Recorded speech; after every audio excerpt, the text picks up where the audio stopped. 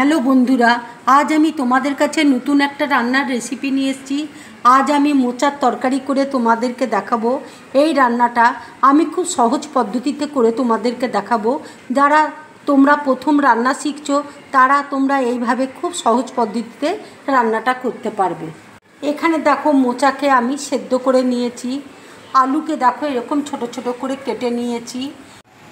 এখানে গোটা জিরে আছে, আদা আছে, কাঁচা লঙ্কা রয়েছে, গোটা গরম মশলা রয়েছে, তেজপাতা আছে, নারকেল কোড়া রয়েছে। এই রান্নাটা দেখো আমি সর্ষের তেলে করছি। কড়াই দেখো তেল দিয়েছি, তেল দেখো গরম হয়ে গেছে। এবার আমি মোচাটা তেলের মধ্যে দিয়ে দিচ্ছি।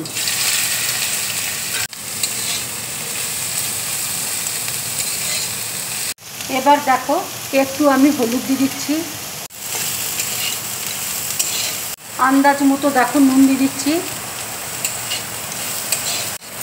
মোচাটা দেখো ভাজা হয়ে গেছে।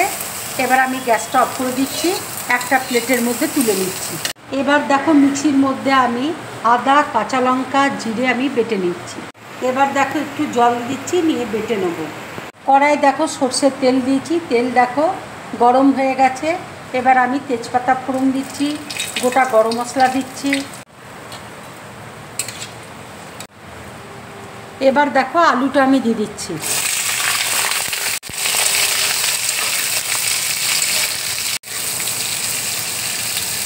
এবার দেখো আন্দাজ মতো আমি নুন দিয়ে দিচ্ছি। এবার দেখো হলুদ দিয়ে দিচ্ছি।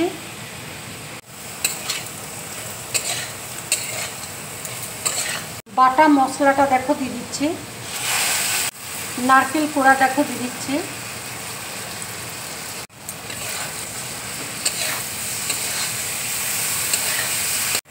কাশ্মীরি লঙ্কার গুঁড়োটা দেখো দিয়ে দিচ্ছি একটু রঙের জন্য। দেখো অল্প করে চিনি দিয়ে দিচ্ছি। এবার দেখো ঘি দিয়ে দিচ্ছি আমি। এবার আমি দেখো মোচাটা দিয়ে দিচ্ছি। তরকারিটা দেখো কষানো হয়ে গেছে। এবার আমি অল্প করে জল দিয়ে দিচ্ছি।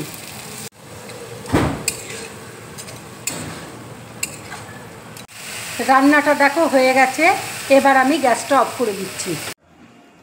এইভাবে মোচার তরকারি বানিয়ে বন্ধুরা গরম ভাতের সাথে খাবে, রুটি পরোটার সাথে খাবে, খুব ভালো লাগবে খেতে।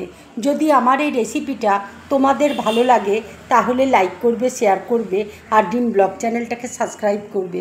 তোমরা বেশি করে কমেন্টস করবে, তাহলে আমার খুব ভালো লাগবে। নমস্কার।